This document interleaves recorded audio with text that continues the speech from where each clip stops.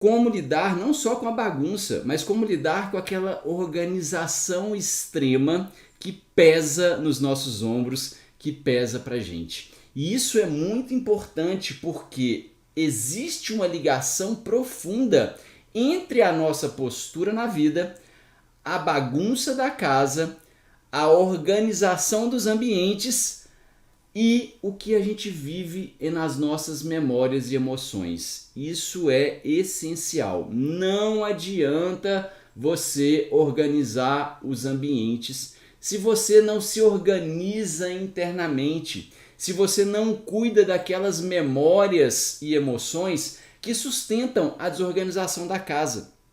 Se você não cuida das suas memórias, das suas emoções, isso vira uma tralha interna, uma bagunça interna que vai se refletir na maneira que você se relaciona com os ambientes. É isso que eu trato na harmonização sistêmica de ambientes. Por que chama harmonização sistêmica de ambientes?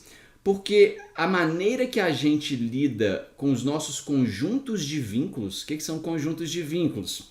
São aqueles conjuntos de emoções, sensações, padrões que a gente guarda dentro da gente para se expressar no mundo.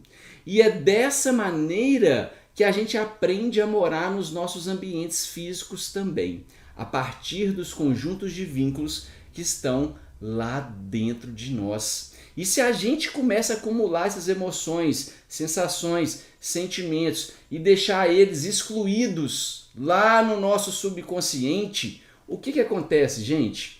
O nosso subconsciente, ele é o responsável pelas tomadas de decisões e pelos nossos propósitos mais essenciais. Quanto mais emoções, memórias você exclui e deixa lá guardado no seu subconsciente, eles vão empoeirando o seu propósito essencial de vida. Eles vão encobertando aquilo que você se expressa de forma mais legítima.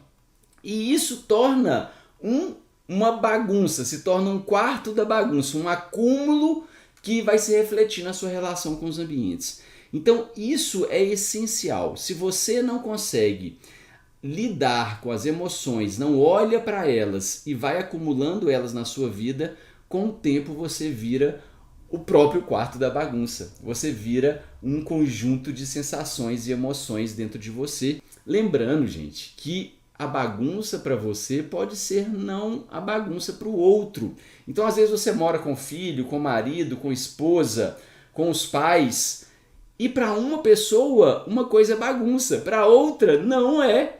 Então você tem que dar uma atenção também em legitimar aquelas pessoas que moram com você, em legitimar a maneira que as pessoas têm em cuidar e lidar com os ambientes. Mas Flávio, aquilo me faz tão mal, aquela é a sua relação com aquilo. E parte também de emoções e sensações que estão lá no seu subconsciente. Tudo que a gente vive na vida, a gente vive na nossa razão, na nossa consciência.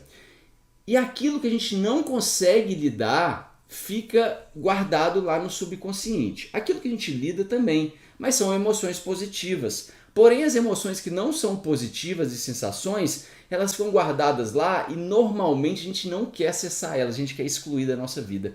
E aí, quando a gente vai tomar uma decisão, essas emoções e sensações estão lá para balizar o nosso lado racional a tomar a decisão. Então, o nosso lado racional vai lá e vasculha o quarto da bagunça e fala: ixi, essa sensação aqui eu não quero lidar com ela não. Então, eu vou tomar essa atitude dessa maneira. Percebe que a bagunça no nosso ambiente interno relaciona diretamente com a nossa força de tomar as decisões na vida, com a nossa inércia, com aquela falta de proatividade, de sair da desarmonia? Então, por isso que a gente tem que lidar primeiramente com a nossa bagunça interna, para que depois a gente consiga lidar com a bagunça da casa.